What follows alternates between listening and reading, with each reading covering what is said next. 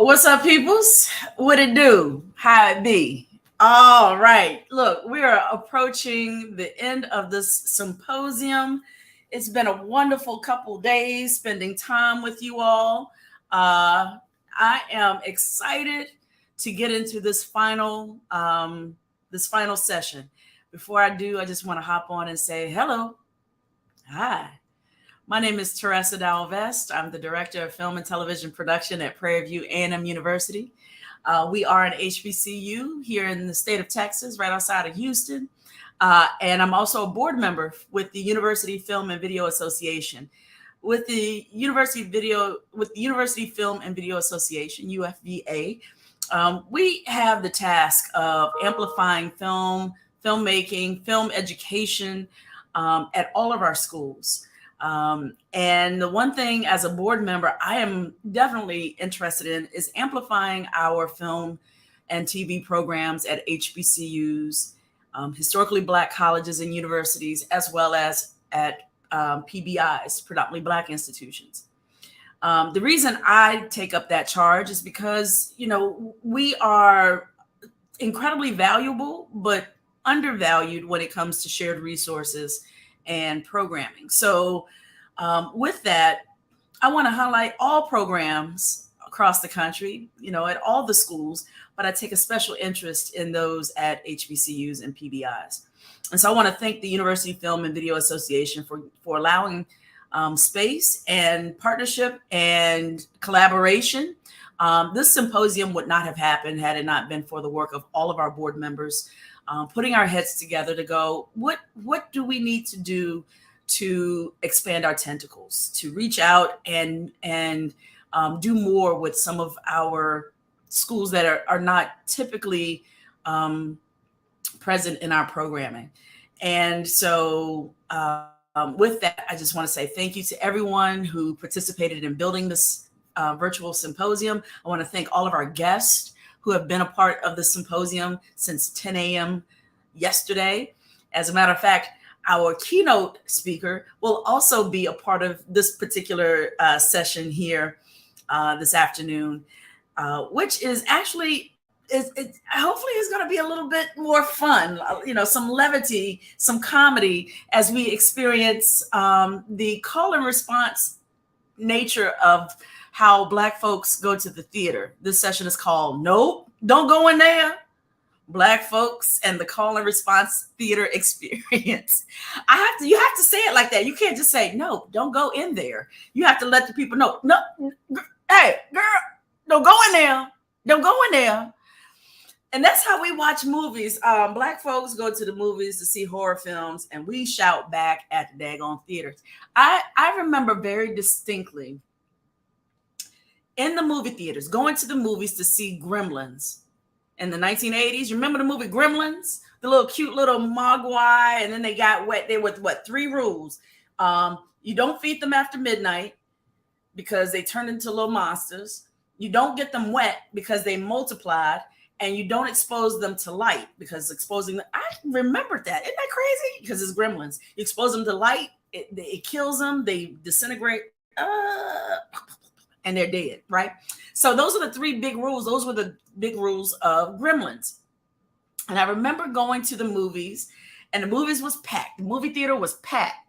And there's a scene in Gremlins where one of them is really terrorizing the lady that lives in the house. And she walks around and it's the Spike, the one with the raised mohawk, the white mohawk. He's terrorizing her, knocking over the Christmas tree, everything.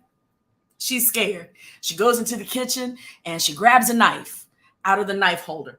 And I shouted at the screen, girl, you better get a second knife. And in that moment, she grabbed a second knife. And I was so pleased with myself. First of all, I thought I had magic. I am magical. But in that moment, I was just like, I told that lady to get a second knife. And she got a second knife. Clearly, I had nothing to do with what the directors in that film chose and that actress chose to do in that moment. But it made perfect sense to her and me. So much so that I shouted back. And then I was very pleased that my shout out was, in fact, adhered. that's what we're going to talk about today. I have some amazing guests who are joining us back. I'm going to start off with Leslie Scott Jones and Mo Mashadi, because we know what this looks like, right? We've had this experience of going to the theater and hollering back at the screen. Hey, ladies, how are y'all doing? Good. Hanging in. Hanging in. It's a crazy day. Yep. Ooh, it's Friday too. Is it Friday? It is Friday. It's Friday. Friday. Ooh, Friday. I will tell you the truth. I have had a ball the last couple days. So but good. I am pooped. I am tired. I don't know if I've talked this much, even lecturing. I'm like, this is the most I've spoken to anybody in a while. And yeah, I'm so happy you two are here. And I think more people are going to come on as the hour progresses. But Mo, if you were here on yesterday morning at 10 a.m., she was our keynote speaker for the symposium. Gave a great talk dissecting Jordan Peele's work through the string theory. So yeah, string theory, call and response, point of view, family focus, and Bloom Splat, which is like the Easter eggs that he leaves throughout the film. So really for 5 points of where he really shines as a screenwriter as well as a director, and how we can incorporate that into our own work as artists. So it was a fun thing to do, to research that. Yeah, no doubt. I mean, what a drag. I had to watch Jordan Peele movies back to back. Girl, when your life so hard. First world problems. No. And we also have Leslie Scott Jones. She's like hot off the heels of serving on a panel with us about inclusive teaching and media production. We had a great panel with the folks from Edit Media, as well as from the University Film and Video Association, and representing the Jefferson School, the African American Heritage Center, or Jeff School, as we lovingly call it in Charlottesville, which happens to be our hometown. We have Leslie Scott Jones. Hey, sis. Hey. It's lovely to be here on this crazy Friday. I literally have 3 events going on in this space at the same time I'm doing this. So. And none of that surprises me. You constantly have 17 irons in the fire, and so to make space for us in this hour, I appreciate you and I thank you so much. Hey, you call, I show up. That's how it works. Hey, and likewise, my sister here has invited me to an event at the end of next year. I'm not going to talk about what it is. That's for you to do. But this sister always has engaging programming. And I'm going to flash the website for the Jeff School up towards the end here so that you all can continue to support the work that's happening there in Charlottesville, as well as the work that Mo has going on in her corner of the world with all the fascinating horror writers. She's part of the Horror Writers Association.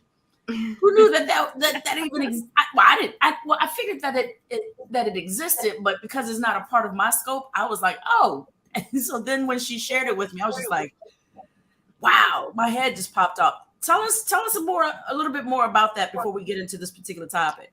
Well, the Horror Writers Association is a fantastic organization for authors, playwrights, comic book writers alike that are working in the genre. And there's different levels that you can work with the organization. I'm an affiliate level, so I have just a few titles underneath my belt, but there are folks that are, really working to, they're making movies. Paul Tremblay is a member of the Horror Writers Association. He's getting his movie. It's going to be an M. Night Shyamalan movie, which is A Knock at the Cabin. He did The Cabin in the Woods. Okay. Cabin at the End of the World. Sorry, not Cabin. Okay. What am I talking about? But what it really is a huge network of support systems. They do free courses. They help you promote your book. They have what's called the Bram Stoker Awards, where they honor new emerging and established writers throughout the year who have put out material. And it's a really, really nice organization for people that feel or have been told industry-wise that we are niche writers. We're not comedy writers, we're not drama writers, we're not police procedural writers. So we kind of get pushed to like the resources of the corner. So it's really nice to be able to not only reach out to the organization, which also has a mental health piece as well, because as a creative, mental health is also incredibly important to make sure that we're taking care of that. So it's really great for anybody who is looking for camaraderie in the genre, in the literary space, also in the screenwriting space, because they do a Bram Stoker Award for that as well. But really, it's a great network. And I say network because very loosely, because you develop more relationships there than really just trying to like network and meet and, trying to find some sort of pathway to something else. Sure. But in the people that you meet, you really find a lot of champions of your work. And, you really find a lot of people who get what you're trying to do. Yeah. And people who are willing to, see and assess where they are on the ladder and pull back and, pull forward and get you up there as well, or get you to eyes on your work or spotlight you. So if you know anyone that is has any bylines, who's have written with any titles, has published anything underneath a press, and they are looking for more camaraderie in the genre space, the Horror Writers Association is definitely the way to go. And I believe it is horror.org that they can go to. Let me make sure that's correct. Say, you know what? You take the session to make sure, and then put it in the private chat, and then we'll put it up on the screen just like this. So for those of you who are watching, it'll show up on the screen like this. And in this case, we want you to leave your questions or comments in the comment section wherever you're watching this broadcast, whether it's on YouTube or Facebook or wherever you're watching this.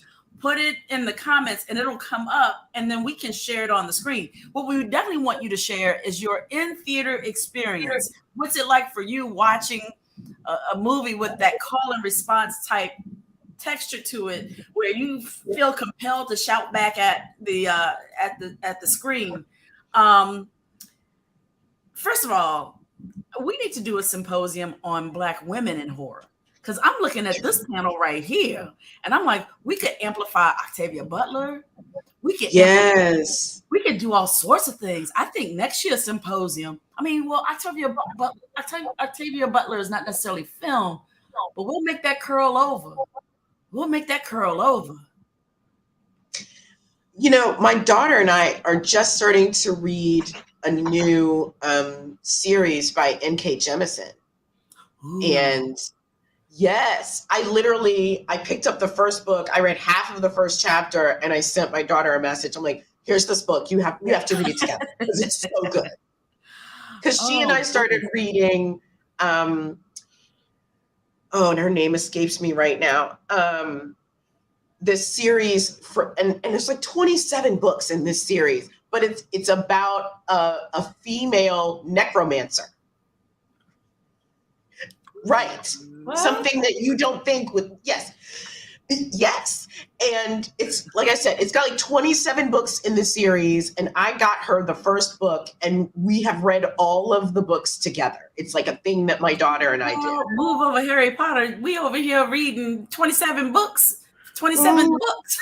Yes. Yes. I love it. Yeah. And I think that's a really great thing to do, because Octavia Butler is, first of all, if there was ever a cultural soothsayer, that woman is it. She really understood what was ahead of us and how we could influence it, how if we were paying attention. Yeah, and her work is coming to the screen. Oh, yeah. Slowly, because a lot of people that were not brown had rights to her work. Well, it's my understanding that Kindred is in production right now. Okay. Which I don't know. That feels like if you're going to go to an Octavia Butler book as your first film out the gate, that just feels like you're going to just kick everybody in the stomach first. Is that what you're looking to do? But we'll see how that unfolds. Well, let's get to it. Let's talk about, first thing I'm going to do is I want to, for context's sake, I'm going to share a brief clip from a little ditty called Scary Movie, a comedy a spoof on the Scary Movie franchise, I should say, where a scene where Regina Hall, who is a wonderfully comedic and beautiful actress, is depicting this very topic that we're discussing today, that talk back kind of texture in the theater. Let's take a look.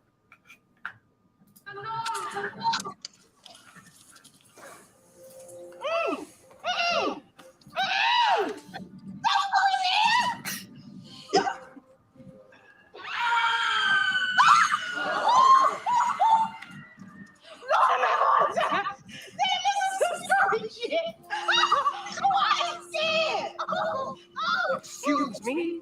I think I paid my money like everybody else up in here. I know you better get out of my face! Out of my face! Out of my face! This is all me up in here. You handle that. You shut the fuck up! This movie is good. Hey, baby. You came back just in time. She's about to get it on with Shakespeare. He found out she's a girl. Up. Yeah, I got you. I got you on camera. You on candid camera now.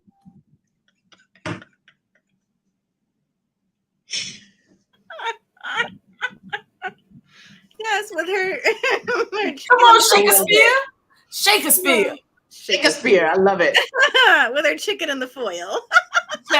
Don't we love to do it? We're gonna take our little chicken in the foil with a little Wonder Bread, Oh little my drink. God. Oh my funny. goodness. Regina Hall, ladies and gentlemen. We have some comments that yes. are also already flying in from the audience. So let's talk about this experience of being in the theater where the inclination is to call back. Let's first look at this origin of call and response, right? Leslie, being our historian with the Jeff School and the work that you're doing there with the African American Historical Culture, the Historical Center. Let's talk a little bit about the history of call and response, if we will. From your work, give us an insight on what that looks like. That is just, it's ingrained in Black culture that, there's a call put out and there is a response. And I think a lot of Black people get it in the church, because when you let the church say amen, Amen. ain't nobody sitting up there not saying amen.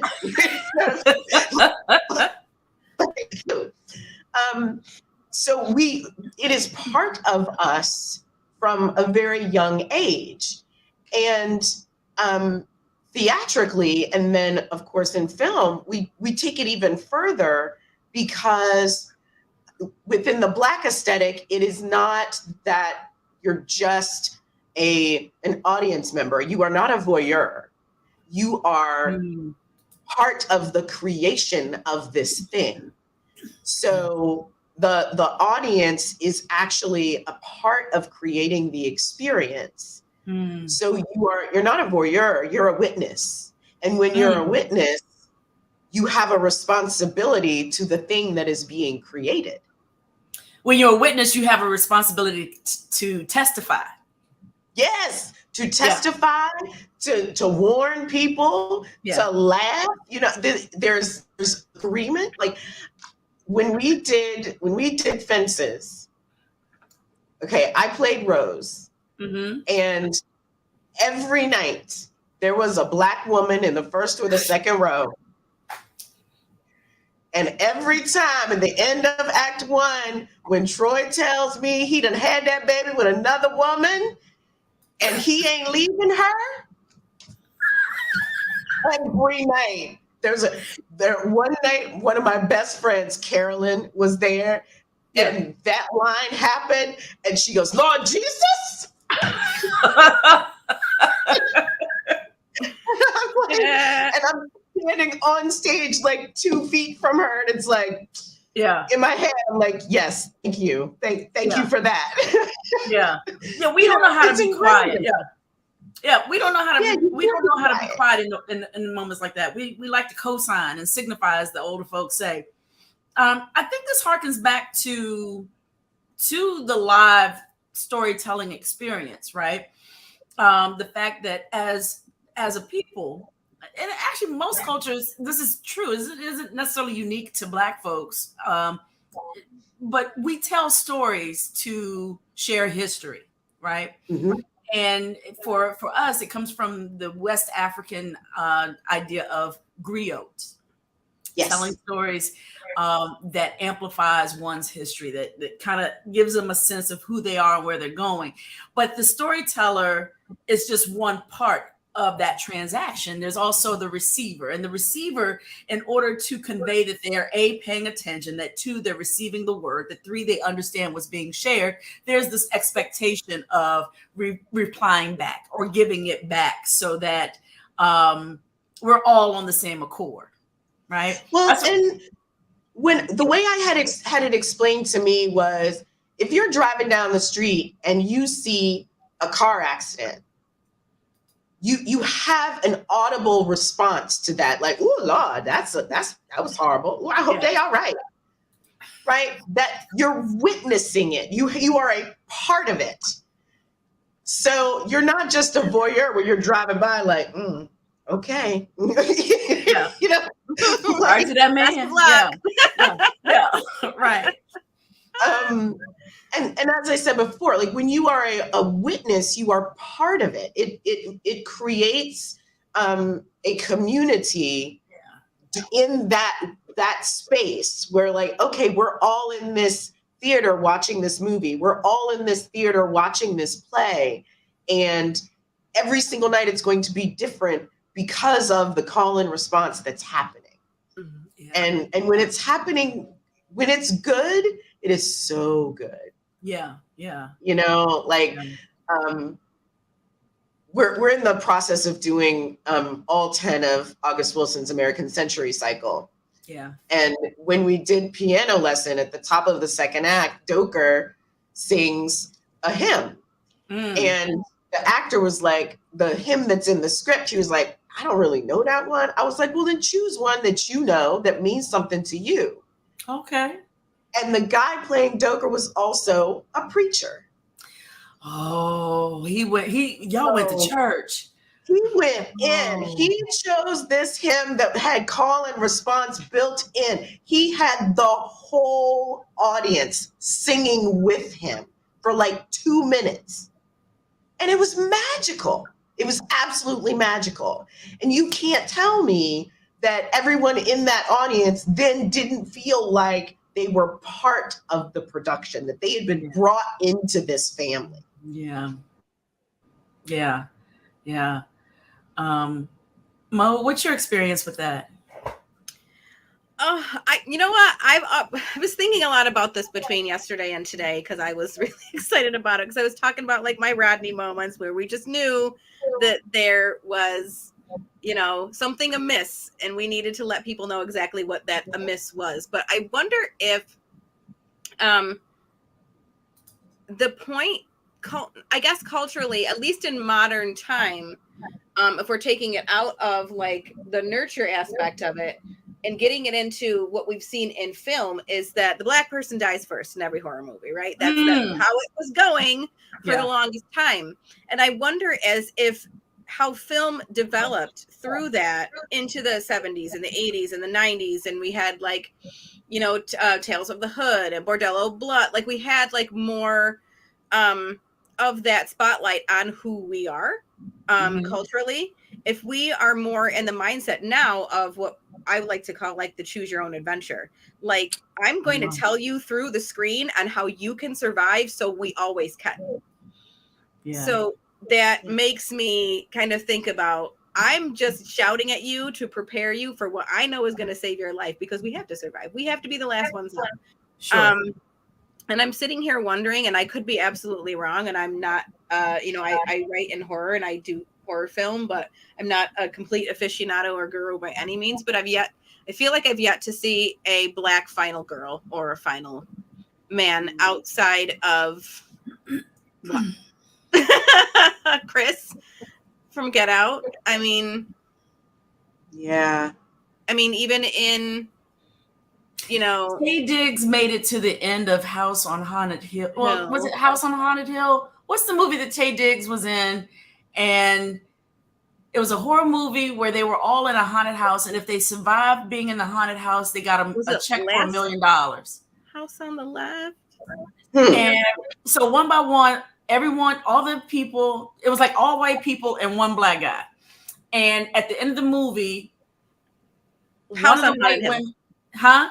What is it? Was House on Haunted Hill, yeah. There you go. Yep. So one of the white women and Taye Diggs were the only two to survive. And I remember seeing it at the theater going, you couldn't just give it to the brother by himself. Like, what's happening? I know. Why has he got to share? But as it turned out, his character didn't get killed because he wasn't a descendant of.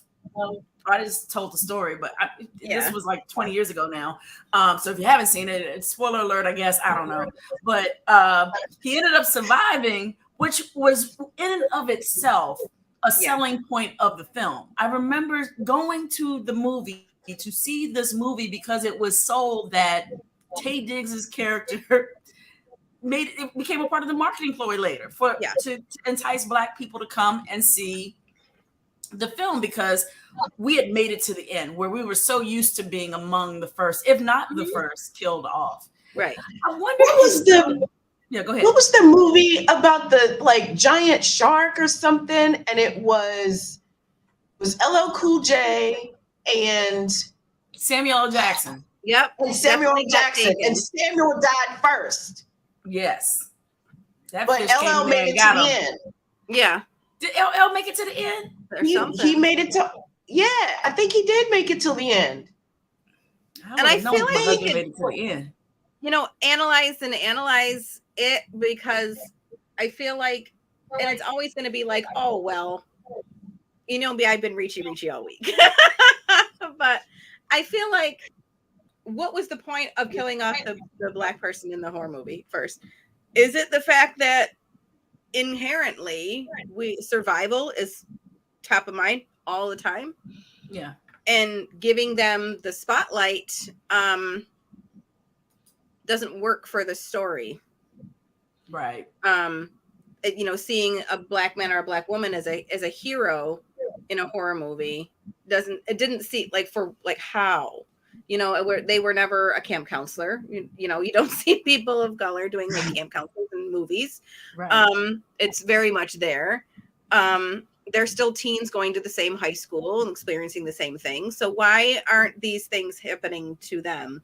And it does make me wonder that, if we're main survival instinct is there all the time and always top of mind, why do we get killed so fast?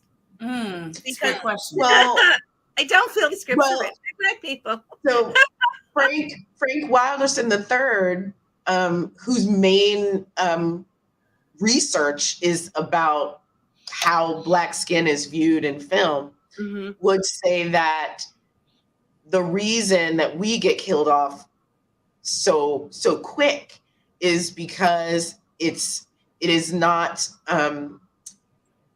felt emotionally by the people watching it. Right? Because our skin is so devalued in mainstream media that killing the Black person first is just like, okay, it started. Now all the people that you actually care about are going to die. Right. Wow. And he spent years doing all of this research and watching all of these films and looking at how in film, Black death is viewed normally happens without any explanation of why it happened, without any remorse or even conversation between the other characters about why it happened, or them having a feeling about it, that it's almost presented as a fait accompli, right? That happens, next. Right, move on. We have someone who's watching right now. I'm halfway tempted to somehow give him the link to join this conversation. Really? Yeah. Dele is a very, very good friend of mine, and he has amazing insight on horror and especially from the, You got his email address? I do. I'm going to give it to him right now. Shoot him the link to join us on this call, because this brother's putting some stuff down in this chat, and I'm like, I ain't got time to be clicking all He these is buttons. the absolute best. Invite him on this thing. We're gonna have him come on. Dealey, what's his name? Delay. Get yourself together, get your face right, get your camera on, because you're gonna join us on this conversation. Right. One thing that, when we talk about value, the value of our characters, of Black characters being on screen, and maybe it's just we're doing our due diligence by having, at least one person of color in this cast. We're going to go ahead and kill them off because, their purpose has been served. It's more of a political inclusion. And then you see, and delay. I'm gonna get it right. Once he gets here, I'm gonna figure it out. He's giving us this list of films where, characters have made it to the end. He's like, yes, ma'am. He's the best. Aww. He has such a great view on this too, and he's definitely a wise person to chat with about it, especially in the Caribbean diaspora. Sure. And the horror that's, how that translates into cinema. It's gonna be a good yeah. It'd be nice. I wonder if our inclination to holler back at the screen is tied to our inclination to take on the responsibility of each other, whether we know each other or not. You ever been on a bus and see someone act a fool and you're like, golly, you messing this up for everybody. Why you got to act a fool? Sit down. And we take on this sort of responsibility of looking after each other to a degree where we outwardly, whether it's through looks, right? Communicate, hey, you're not the only one doing this. Yeah. Do you think some of that energy is also kind of infused in our movie going watching, where we are looking at the screen, and especially when it comes to horror films, we try to, and it's a fruitless task, of course, but we try our best to help out by saying, don't go in there, try to avoid danger. Do you feel like that inherent community that we have with each other is what drives that? I think it's an outpouring of the because I am, we are. Right? We are just, it's ingrained in us to be communal people. Yeah. So wherever we are, if there's 3 or 4 of us, that's our community at that moment, and we we gotta look out. Yeah. And I think that's so telling, especially when you say if there's like a group, and I kind of go back to when we were talking about Get Out yesterday, when Chris finally sees another Black man at the party, and he's like, thank God. Thank God I'm not looking around. Yeah. And really gravitated to him. And it was like in that protection, it was like to him for a split second, it was like, we got each other, right? Yeah. And I completely agree in that the community part of that theater experience is to calling out and being like, you're making a bad decision here. Let me help you, because I too have made bad decisions, and let me tell you where it led me. And I think that's really helpful, especially it gives us it's really part of that, like that nervous system twitch, right? It's like who hasn't been like scared by something and then feels stupid and go like it's given a nervous laughter. It's that release of your nervous system being like trying to give your body a sense of brevity so you don't terrify yourself if you help somebody else. And I think that's such a joyous thing to do and to hear, because when we went to go see the most recent iteration of Candyman, I saw it twice. The first time it was like me and my sister, and like that was it for the brown in the crowd. Yeah. And it was very quiet. And my sister and I were just like, And then when they had the artwork and the illustrations and that shadow paper dolls that when Burke was the closing credits, yeah. Oh my gosh, literally, we were bawling. Yeah. We were bawling because it was like, he's right. There's a whole hive here. Generationally, this Candyman story needed to change because societal inequities were still going on. Yeah. And that's painful. That's terrible. And literally that was visually on the screen and it was painful for us. And people were just like, oh, that ended so quick. And I was like, we just sat here and watched 10 minutes of credits. Like, where are you going? Right. Yeah. And so saw a whole movie in the credits, a whole short film in the credits alone.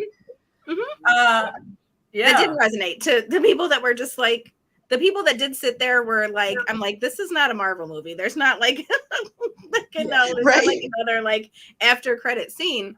But you could tell people were just like, because the movie is a little heavy-handed in the beginning, talking about gentrification, and obviously it's there to make people uncomfortable about the situation. It's a fact. It's happening, and that your discomfort is also not my problem.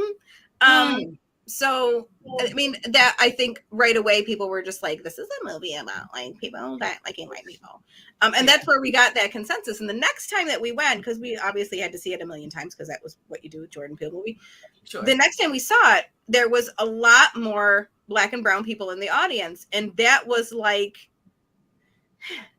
and I don't, it wasn't like a marked sigh for me, but it was just like, okay, well, and I'm in the midst of a community that's going to get what's happening up here. Yeah. And it's not such a solid demarcation for me in my theater experience because I don't go into a theater thinking about that. Yeah. But once you notice it, you in tuned it. Yeah. We have Mr. Adams on, yeah, right.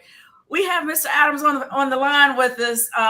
So what really inspired me, other than the roll call of films that he shared with us that had Black people making it to the end, it really wasn't a roll call. It was like 3 movies. Out of all of the history of filmmaking, we had 3 movies where Black people made it to the end. No, but he left this comment because white writers provide our Black situational awareness. Ooh, we finna get into this now. Ladies and gentlemen, let me bring up Mr. Adams. Hi, Tully. Oh, his mic is muted. Yeah, I hear ya. See, gave him a moment to shine. No, I'm just kidding. Hey, Mo. Technical difficulties. Hi, Tom. I am very pleased to be here. Honored, in fact. Oh, well, thank you for gracing us with your presence the last minute. See, ladies and gentlemen, what happens when you put comments in the chat, it shows up, and then we go, you know what, you should be on the call as well. Mr. Adams, thank you so much. I want to get a proper pronunciation on your first name. I know Mo just helped me just now. Dele, yeah. Dele.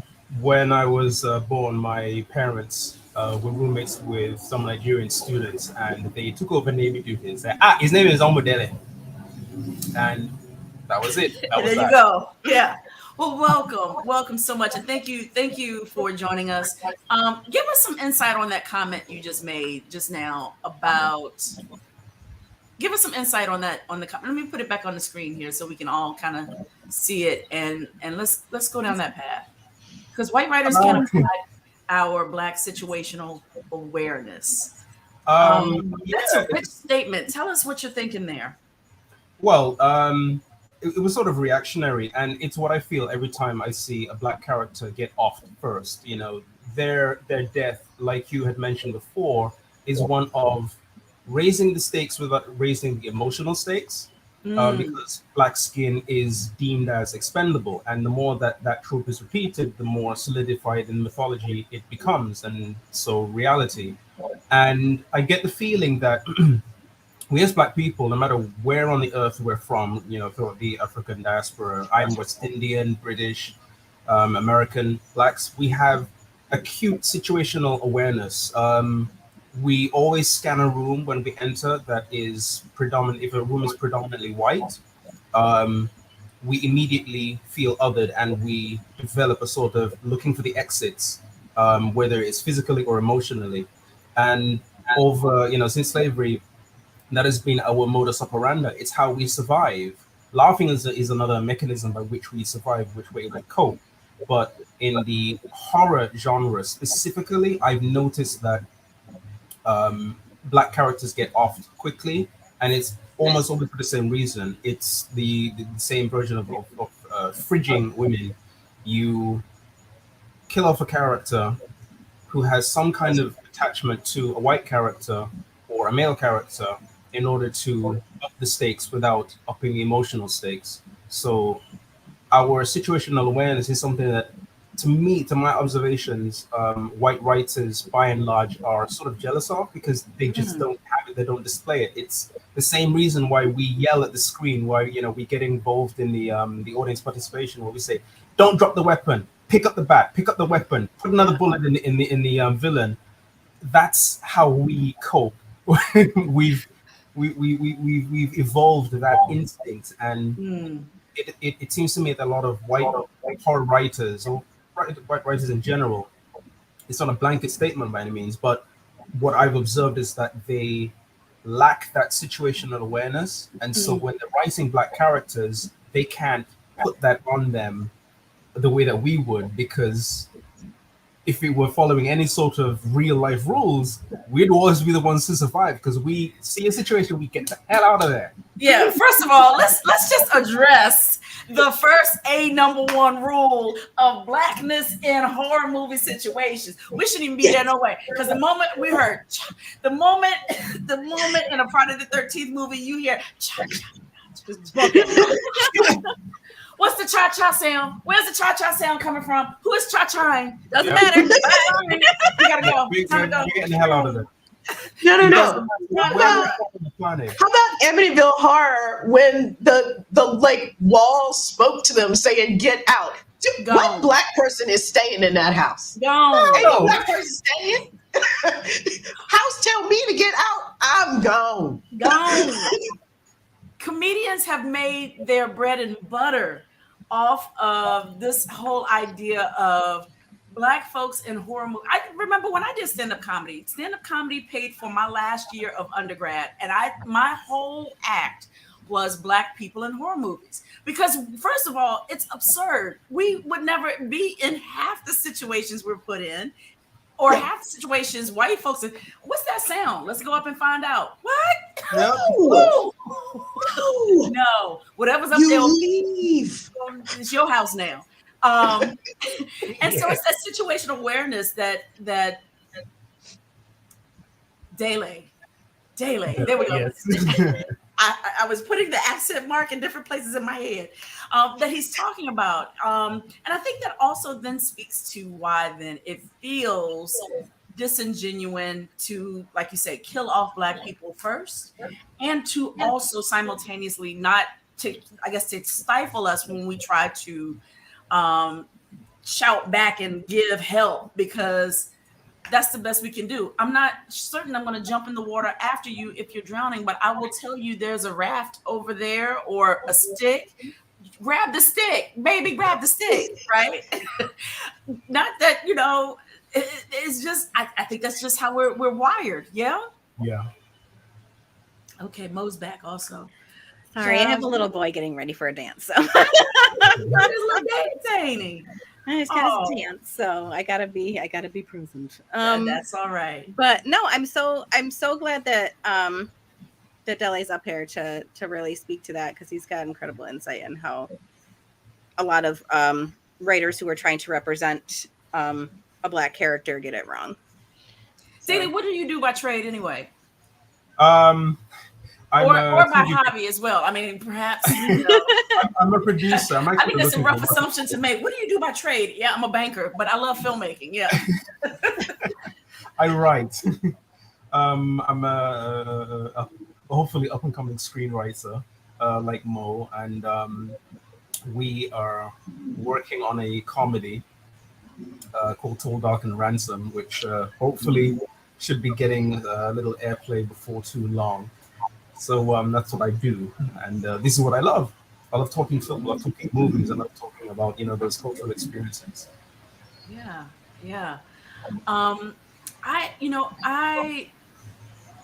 I think the person in terms of live theater who understands the power of call and response, that understands the power of celebrating us, drums and all, in the way that we show up is Tyler Perry.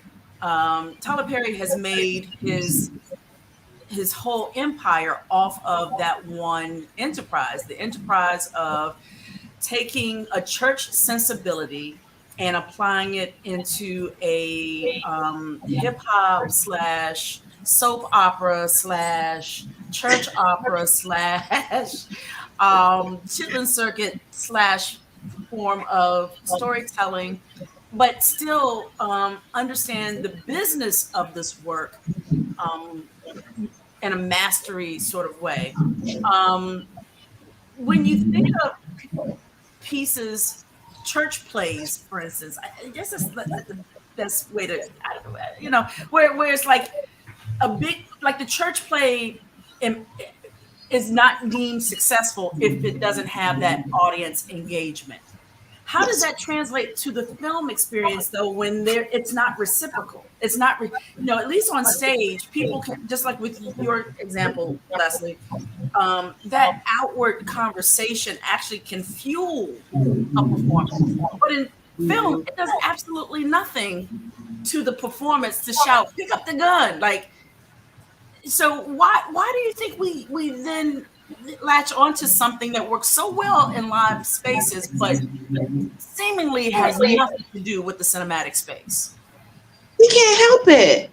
We cannot help it. It's built into us. We have to say it. Yeah. It is like that. It's like your grandmother go, baby, come on now. We ain't doing that. It's just like earlier before we went live, we were talking about lipstick, and I was like, hey, my mama raised me. Don't you go out this house without no lipstick on. Yeah. We can't help it. Sure.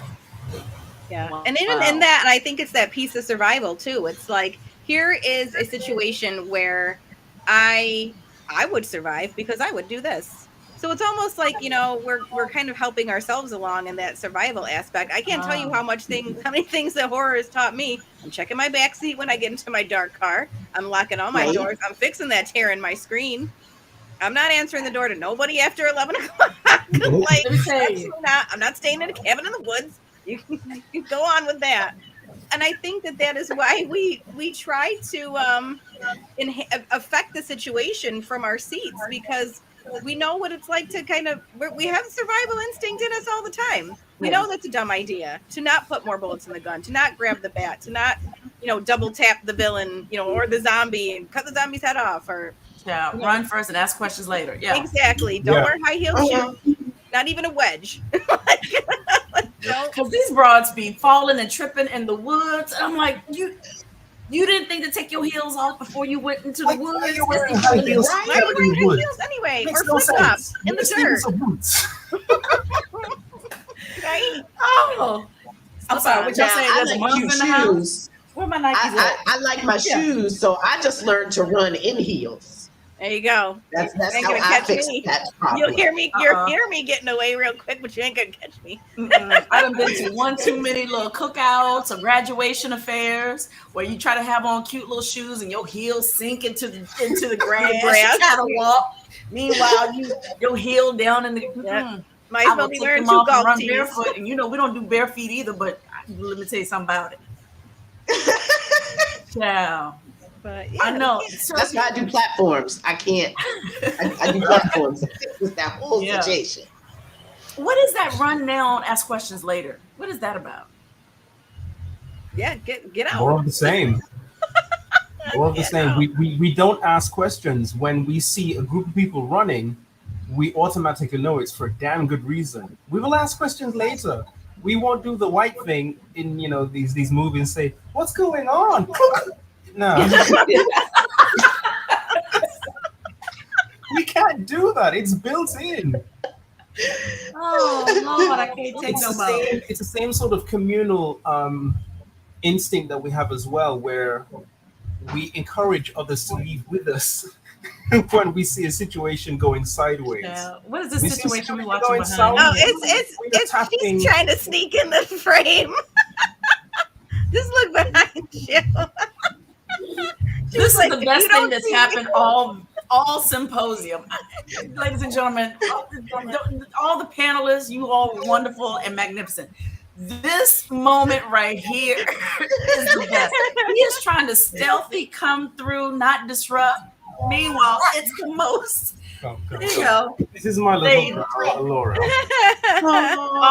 This is why we do this. This is the future right here. This is exactly why we do this. Hi, Boo. Hello. Hi. How are you? We have all kinds of young people today. Mo's son is going to is it his first dance? First dance, yeah. That means he is getting older. I know. That also means that I'm going to stay the same age.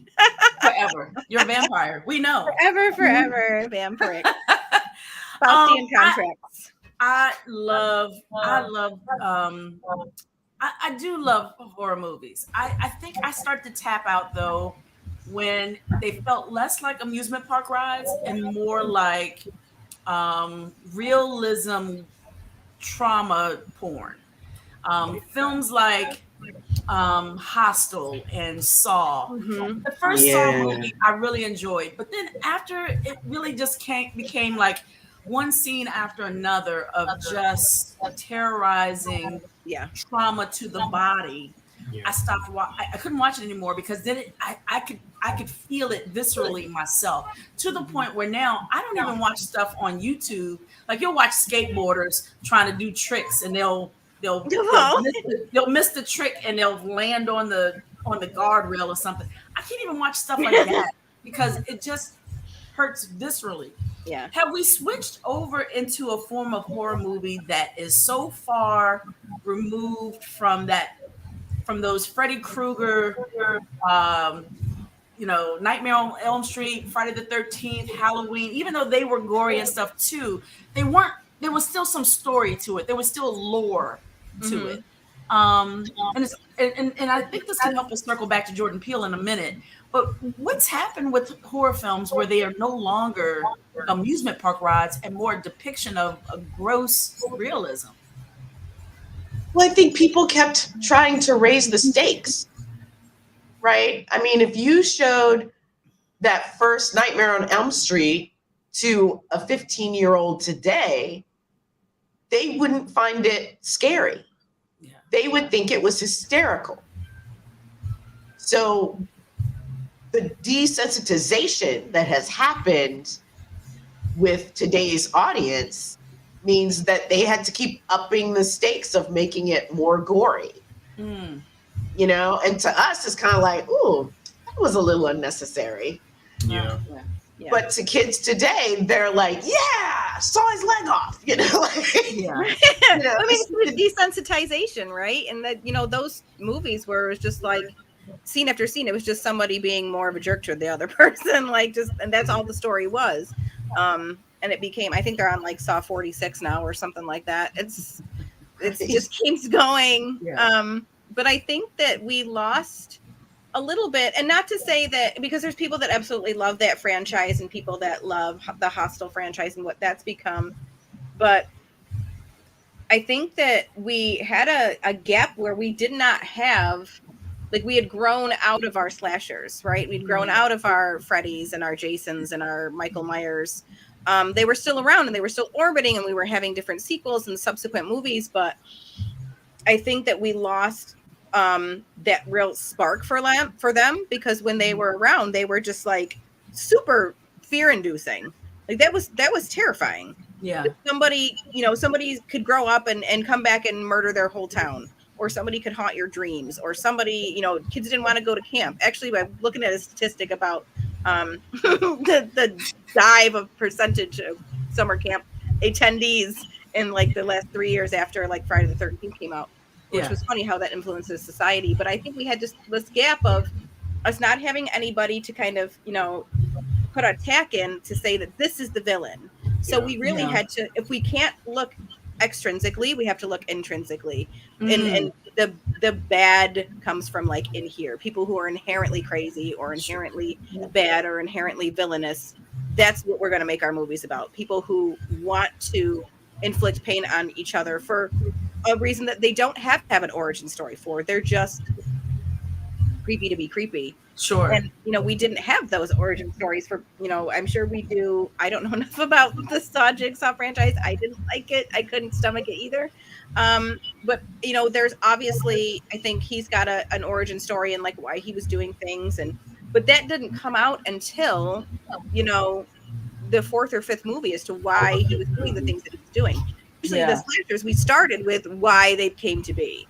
Yeah. And this is what, this is who they are. This is why they're doing what they're doing. We had a why, and we didn't have a why with these torturous movies. It was just like torture for torture's sake. Yeah. And isn't that scary that people don't have to have a why? And that's also you think about. That's also what makes horror movies one of the more lucrative arms of the film industry, because you don't need an A-list star for horror film. Most people who are horror film enthusiasts are going for that, either for that roller coaster ride or for the catalog of gore, right? Mm-hmm. You don't need an A-lister to appear in those. But then suddenly you wake up one day and Netflix is going to premiere a show called Black Mirror. And it hadn't been for many years that we were getting content that made you watch from beginning to end and your wheels were turning. And I think that's the precursor, and correct me if I'm wrong, it feels like it was the precursor to Get Out in 2017, where suddenly what feels like horror or suspense, I should say, was much smarter. Mm-hmm. That it required some critical thinking to process, that there was a puzzle to put together. Yeah. It wasn't just for your eyeballs to consume, what's happening in front of you. You actively had to think and put things together, and maybe even go back and watch a second and third time to get all the clues and realize, oh, this answer was in front of us. But if you think about what was happening on regular television in those in between years, how many suspense cop shows were on regular television or even cable television, where every week they were solving this horrendous murder? Yeah. Right? So it's almost like the populace was being primed to then receive this type of horror film. And how desensitizing did that start with? They had 10, 15 years of Criminal Minds. CSI Des Moines, Iowa. Every week solving murders. Finding a serial killer, Yeah. Because I love Law and Order SVU. But if I binge Law and Order SVU, I start to look at New York City with a little bit of fear in myself. Yeah, I'm like, don't go to New York because they just raping everybody there. And it's like, it then becomes what I watch or what is popular becomes the carrier of the narrative. 100%. And we had a ton of reality shows during that whole time span too. The Kardashians, Real Housewives, things that were real life. And I think that when you have something, and to your point about, carrying that narrative, when that is all that you're given to consume is reality-based TV. Yeah. What is the other pendulum swing other than torturous reality? So it's you have that. If it ain't this, it's this over here, extreme this. That makes sense. That actually makes a lot of sense. We're 2010, 2008, 2009, the writer's strike happened. Yeah. And we start to see television and film, or television in particular, go more towards reality television because it was unscripted. It didn't really unscripted. Right. And we didn't need a writer's room with 20 qualified screenwriters to carry the story per se. So that makes sense that then reality television then becomes the voice of the day, and various genres of entertainment outside of television also followed suit. Where would you like to see horror go? For my part, honestly, I want to see a return and a renaissance of sorts. And I think, and I'm not pandering here, I honestly think that that's going to come from Black women, because the experiences that Black women have regionally, locally, internationally can be horrific. And when they are written from honest perspective, they tap into something primal. Mm. You have flashes in the pan of men getting it right every now and then. Alien is a good example of that, because ultimately that's about motherhood, unwanted Mm. motherhood. Yeah. So exploration of those types of themes, I think, for horror are where horror should go, where explore those possibilities. And I think that the genre will be better for it, and it's sort of moving away from that torture porn nonsense, because that to me is like the writer is having a power fantasy, and it's almost always a white male perspective Mm. that is having that power fantasy, and that's become horror. It's not horror; it's horrific, but it's not horror. Horror is thematic. Your monster has a purpose. They have a reason for being there. The Babadook is about grief and depression. Alien is about motherhood and unwanted motherhood, forced motherhood. Um, these are the themes that are horrific to us, the things that affect us on a visceral and gut level. So when we have stories like that and they're put to cinema, that is the elevation on the genre. Mm. Get Out was about the, the police state and whiteness being imposed on blackness on and so on and so on. So these sharp filmmakers, these sharper minds. You have Akilah Cooper, who wrote *Malignant*, and I think it's Megan that's coming out soon. She's elevating the genre Although, because oh, she's a black I woman can't do writing dolls these and things, stuff and though. it's Mm-mm. it was *Malignant* was a callback. It was a callback to schlocky horror, Yeah, but it so had good it though. had a feel to it. So that's what I would like to see the horror genre go. That's what I'd like to see it. Like my thing is werewolves. I always love werewolves because they're about transformation. And by Mm. far, my favorite werewolf film is Ginger Snaps, because it takes place during a young girl's puberty phase. She's going through puberty, and the werewolf is a metaphor for her going through puberty. And all For those sure. changes that come Yeah. with it, it's just a little aggressive. You can't control it. And I'm like, that's brilliant storytelling. And I'd want to see more of that, honestly. Yeah. And I think that renaissance will come from black women. I absolutely agree. I love vampire and werewolf stories because I think that those two creations can lend to so much to talk about the human experience. Mm. Right? There's something magical about creating a story about a monster that lives within you that comes out times, but also like gives you everlasting life. Like that, there's so many places to go there. Mhm. Yeah. So many places to go there. And I love those movies. Like I absolutely, if there's a vampire movie or a werewolf movie, I'm there. You're I'm there. there. Okay.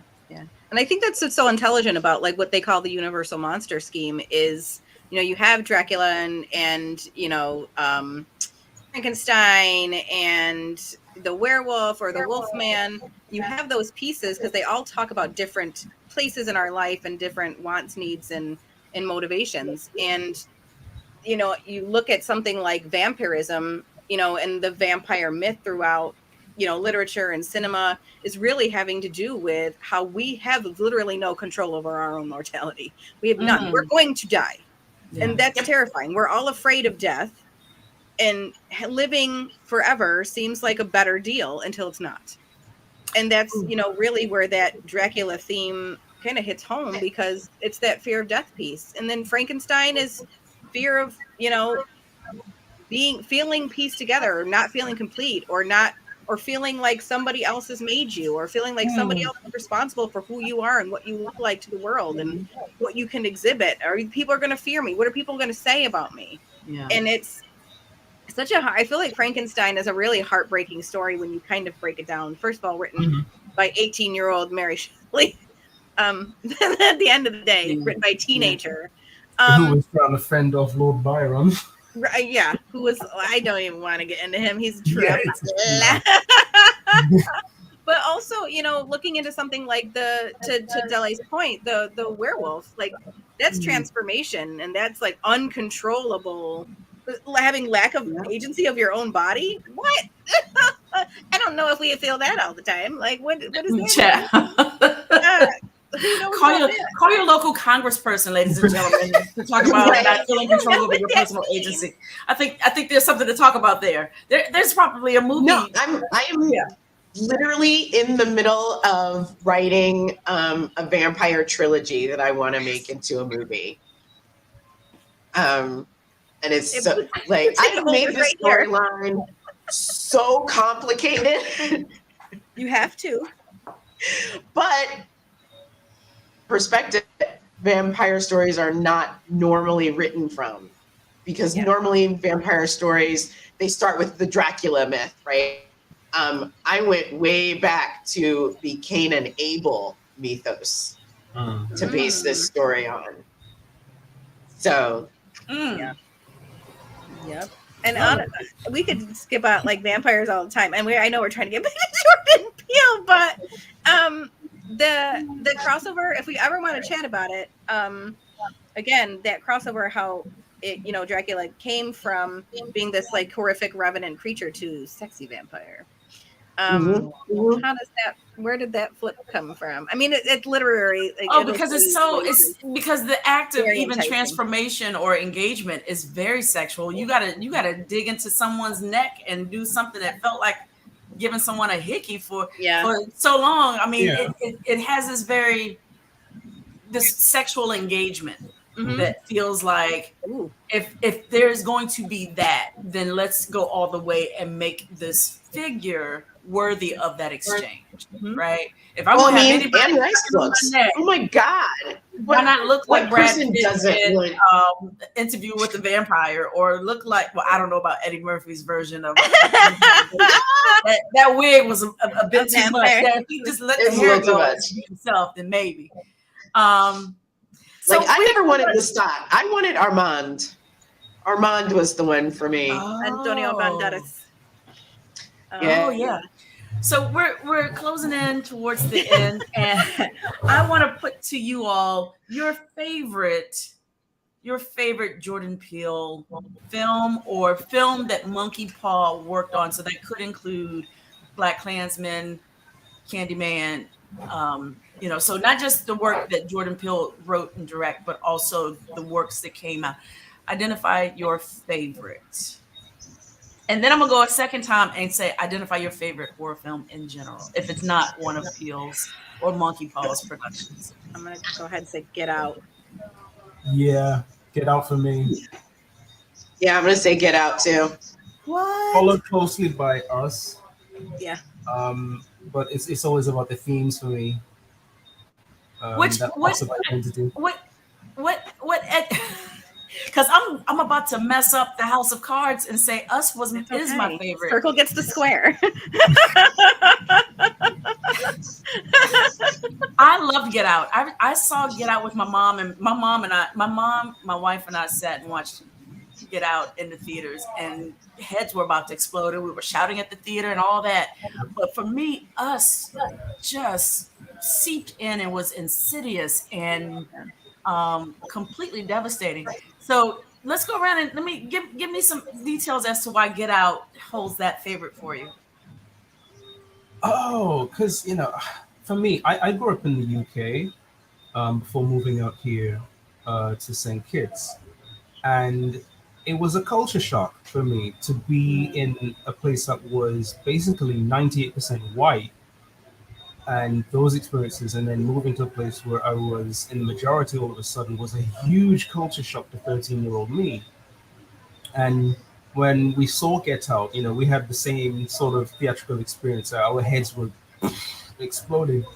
And seeing that loss of control that whiteness imposed on blackness, and just sort of wearing our skin for their twisted pleasure and to live longer at our expense, it it smacked of Henrietta Lacks. I just learned about Henrietta Lacks, the Hella Cells, prior to going into the movie, and that's what it spoke to. Because we were just being used for our physical usefulness and nothing else. Everything else gets discarded. Our identity gets discarded. We are worn like a costume, and it was nothing to these people.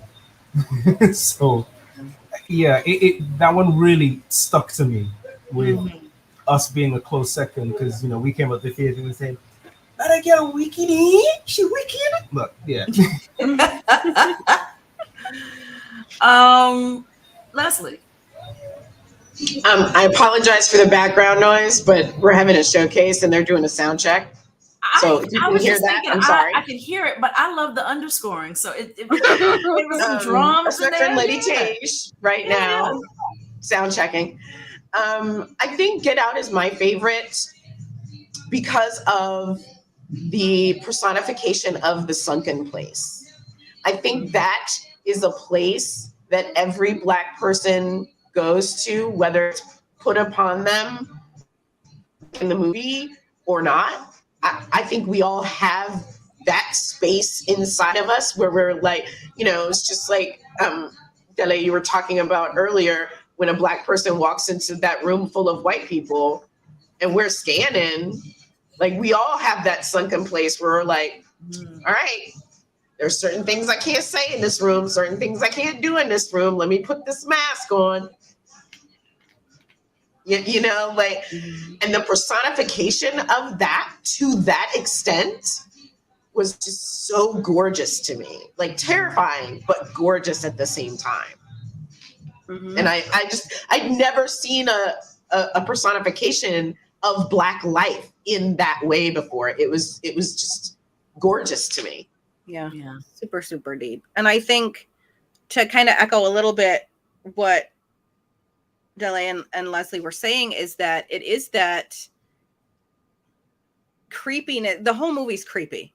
Like the minute they get on the road, they hit the deer, the cop, from that point on, like Chris is like, I am an island.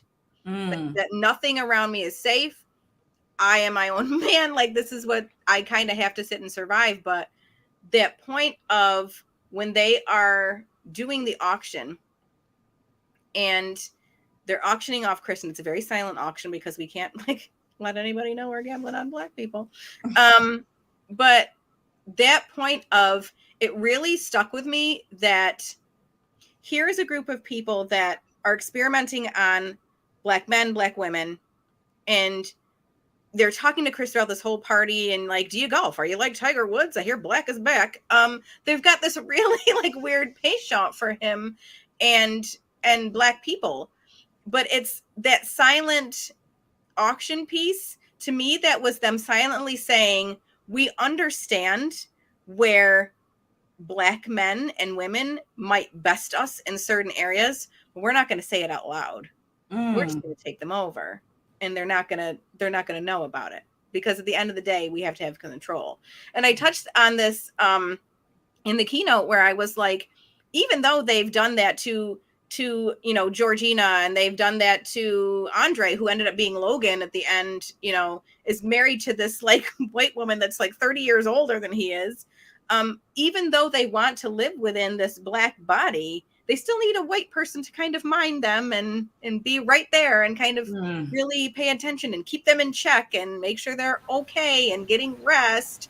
So that was very strange to me, and that was creepy. And I think one of the creepiest scenes for me was when Chris goes back into the house and he goes upstairs and everybody shuts up. Yeah. And they follow him when everybody at the party stops talking. And he goes upstairs and he doesn't notice it. But they all stop talking. And I was like, and they all look upstairs like this. And I was like, get out! Get out! I was like, you have to get out of the house. I screamed it. I was like, you better get out of that house. Like, pack your stuff. We're on our way out. The motor is running. Like, let's go. And the fact that he does not notice that, I think, was probably a saving grace. And I say that in a weird way, but I feel like that was maybe a saving grace to him, because he goes upstairs to talk to Rodney and get his phone and talk to Rodney about it. And if he had seen everybody kind of shut up, I feel like that's where he would have wanted to leave, and have him leave while all those people were there would have really been detrimental to his life, I think, because super overpowered, and outnumbered. So that's probably why it's my favorite. Yeah. I loved it. And you know what? It's funny because Sunday, well, I'm here until, because it's homecoming here at Prairie View, so it's also very busy. It's like there's a concert in the rain. I'm certain they're all out there right now, doing what they're doing. But I'm here until like 2:00 tomorrow. And I said after 2:00, I'm going to binge watch every single one of Monkeypaw's films and TV shows, just to kind of reconnect as we kind of traverse all of these conversations around Jordan Peele's work. And then our president of the University Film and Video Association, Wenhua Sal, she's been chiming in. She loves Get Out. She mentioned that is her favorite. The teacup symbolism, Western cultures, civilized culture, using to control the mind of the Black person to put them in the sunken place. Great sound effect for these sequences as well. Absolutely. I agree with all of you. I mean, brilliant. Absolutely. For me, though, Us edges it out because it was the first time I watched a horror movie where white people weren't centered. And it was about a personal inner working, a personal fight with self, that sometimes, that feeling of your worst enemy being the voice in your head, the sense of doubt, the sense that you are not enough, or there's a part of you missing in the world. And the mania of trying to be whole. And what does that mean in American society? And what are we latching onto to be whole? And for some reason, that movie just maybe the answer isn't so much that for me the movie was better. It just resonated with me in a different way, and probably of what I needed at the time. But the villain in that film was oneself, and not even the villain. You just didn't know who the villain was, because at different times you find out that the person you thought you weren't. You were someone else, and it's like that moment in Psycho. Of Hitchcock's film, Psycho is my favorite, and certainly people will be like, yes, the most. No, there's a moment in Psycho where you become an accomplice to the crime. There's only one part in the film where there's not a voiceover. The first half of the film is through the lens of the female Jennifer Lee's character. We see her steal the money. We see her go out to the desert. We see her, go to the hotel. It's all through her lens. Then he kills her. And suddenly the person who was telling the story is no longer telling the story. And that is unheard of, really, in terms of like true basic writing 101. The protagonist just got killed. Who's telling the story? Who's driving the car? Right? So then it switches where we are now looking at the story through the lens of Norman Bates. But there's a gap in the middle of the film where he's cleaning up. He comes back in, and we're still made to believe it was, or before we knew, we weren't alive during this, but theoretically, if you're watching the film and you don't know that it's him in his mother's clothing, you believe he comes into the room and he's seeing this for the first time. So this cleanup that he's doing, there's no sound. There's no dialogue. There's no narrative. It's just you watching him do this thing, and you're talking back in your mind, at least I was talking back to the screen. Oh, don't forget those towels. Oh, get that plastic. Oh, and you become an accomplice in this murder, in a sense, because you're telling him, go back and get the money, go back and put it in the trunk. That car is not sinking in the river. What you gonna do? You're participating in this conversation because no one's there to tell the story for us. Yeah. And with Us, there felt like some of those moments where I'm watching it and I'm like, who am I in this thing? And when am I feeling split? And when it goes back to that moment where I'm going to mess up the quote. Beware the Black American that you've pretty much denigrated his or her whole life beware the moment they change their mind. Beware the moment, the sort of passive non-violence. I'm just kind of work with the system. Beware the moment they change their mind. And us is the moment our minds were changed. Us was the moment where, yep, we coming above ground and we taking everybody out. Not to say that that's my fantasy version of life and living, but we'd never seen anything like that before. To a lesser degree, maybe Django, where, you know, he takes the master's tools and whips them with him, but nothing like us. Us made me go, where's my tether? Yeah. And what would I do if faced with myself, void of the white gaze, void of commercialism in America?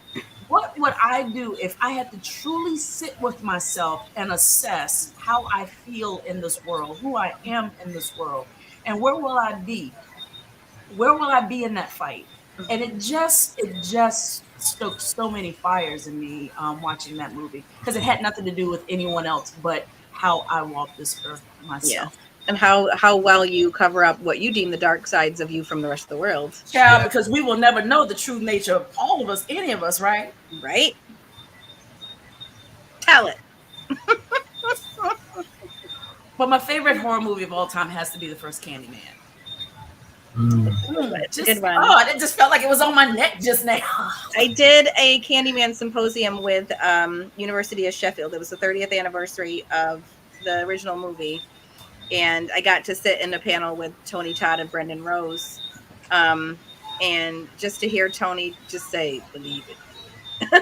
I was like, ooh. Please don't say this. Still give me shivers. Yes. I'm glad they brought him back for, even if it was just that little reprisal at the very end of the movie, with the latest iteration of Candyman. I just love that storytelling. I love how the treatment of the film, certainly the last sequence, where it became so, it was just, it was like, for me, the first time the character of Candyman felt more like, I need to stop saying the daggone name. Right, into the computer. I mean, he was such, we saw in the first one how romanticized he was, but in the last one, it was more about the romanticizing of the violence against Black men. Mm-hmm. And that the end credits, like you were saying before, the end credits. Oh my God! Like I literally, we did not say a word all the way home. Like I was like incredibly touched by that end sequence of the 2021 version. So, and even in the original Candyman, like I'd never seen anything like that before. And it was like you have this urban legend that, you know, an urban legend makes me laugh because like that is an urban setting. But we've been urban legending it this whole time. But taking this folklore myth of this man who was killed tragically, so he's a very sympathetic villain to begin with, and then having him pulled into a modern landscape where you have these people who Jesus. Okay, sorry. Someone just walked in. It's Candyman. Man, you come on live TV, you just scared the living. Oh, like your underarms start to burn. Come here. Your underarms start to burn. I'm done. Oh, hi there, Candyman. You scared the crap out of her. And there's another beanie on Tuesday. Now, and here he comes stalking the. Because it's a horror movie symposium. Yeah. Yep. Yeah, he's scaring the bejesus out of people. Yep. Now it's well documented that you've been scared out of your wits. You got that burning sensation on your arms and everything. Child, my mouth feel like metal. I love it. Child, this one right here. This is one of our new news anchors. Go ahead and introduce yourself to the people right quick. We're about to sign off. Hello, my name is Kyrie. I'm from Denver originally.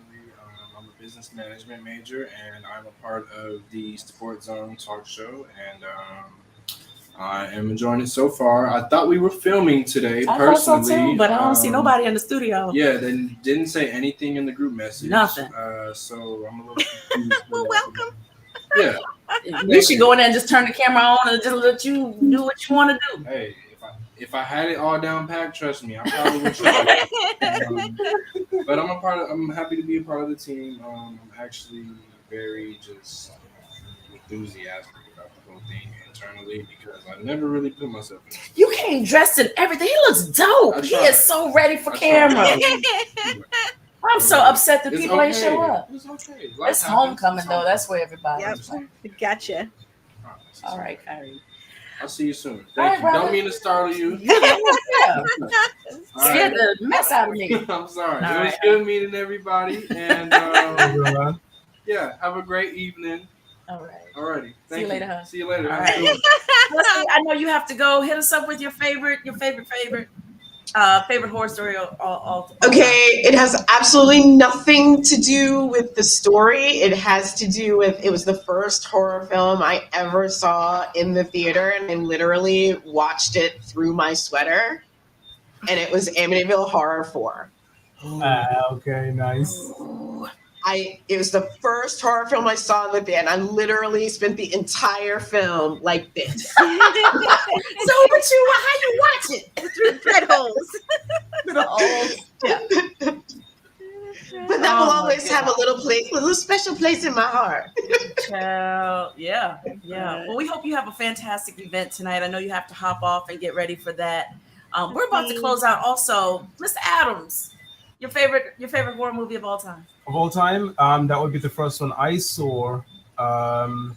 Peeking through the stairway at my mom's house was American Werewolf in London, and I caught it right at the transformation sequence. So I got all of that in my eyeballs. I was 9, and man, it was like, okay, that's it. I was scared, witless. Yeah. But I couldn't look away. I was fascinated. Yeah. Excellent practical effects. You and Michael Jackson, apparently. You know, Michael Jackson had John Landis direct Thriller because of the work he did on American Werewolf in London. Great pick. God dog it. That's a good one too. Mo, did we get yours? No, we didn't get yours. You're our final voice. It's The Shining. Yeah. It's The Shining. It's the first movie I wasn't supposed to watch very, very young, and I watched it all the way through by myself. I was terrified. And to this day, I will not get into a clawfoot tub. She said, No. No. Nope. I know our president is still watching. If she has a moment, we've got about 30 seconds here. If you can chime in with your favorite horror film, we can try to get it in here before we close out. I would love to share that. Wenhua Sao has been with us the entire time as well. She's typing fiercely as she's watching from Chicago. I want to thank our panelists for joining me in this conversation. I knew it would be the best way to end this symposium because, we talk about Black horror cinema. We talk about so many topics when it comes to, she said, Alien. Great pick. That woman is brilliant. She made a brilliant pick. These conversations around Black horror cinema can be incredibly difficult because so much of it is rooted in trauma and our actual history. So I want to thank our panelists for finishing this virtual symposium with a great deal of levity and comedy and humanity and grace. I appreciate all of you. I have a new friend in Mr. Adams here. We're gonna call. We just want you to know we're all gonna call on you from now on. For something, yes, for things. Absolutely. See, this is what happens. Just let you know, you and your son crawling around back there. You're always welcome. And yes, thank you so much, Wenhua. I appreciate you, and thank you all for watching for the last 2 days. I just want to wrap up by saying the work that the University Film and Television University, let me try this again because you can tell it's the end of 2 days here for me. The University Film and Video Association, the work that we do is about amplifying film at our colleges and universities, but at its core, really about setting up the next generation of storytellers. Really giving our students all the tools they need so they can be the next Wes Craven, the next Alfred Hitchcock, the next John Landis, the next Jordan Peele, the next Mo Machadi, the next Leslie Scott Jones, the next DeLay Adams, the next great filmmaker is in our classrooms. We know it. And what we are aimed at doing is giving resources and space to all of our programs through this association, collaboration, research, understanding theory, how theory impacts the stories we tell, how research impacts the stories we tell, and really arm our students with the tools possible to tell the best stories to tell the stories they want to tell. And if they choose to do it for livelihood, that we give them the best tools for that as well. I want to thank you all for joining us for the last 2 days on behalf of Prairie View A&M University, on behalf of KPVU-TV, our student-run organization that has allowed us to use space for this. On behalf of the University Film and Video Association, I want to thank you all for joining us the last couple of days. Do know that all of our programming is available at kpvutv.org/symposium. Not only will the various videos from the last 2 days be there, but there were different handouts and different videos and different pieces of great insight and collaboration shared there. And I want to make sure that you have access to all of that. Do visit www.UFVA to learn more about the University Film and Video Association and how you can participate, especially if you're an arts educator, how you can join and become a member. If you're a student, how you can join and become a member. If you're an enthusiast of film and television and the arts in general, how you can join and be a supporter as well. Again, my name is Terésa Dowell-Vest, and I want to bid you a good night, a great weekend, and we'll see you next year when we do this in person here on the Hill at Prairie View A&M University. All right, bye.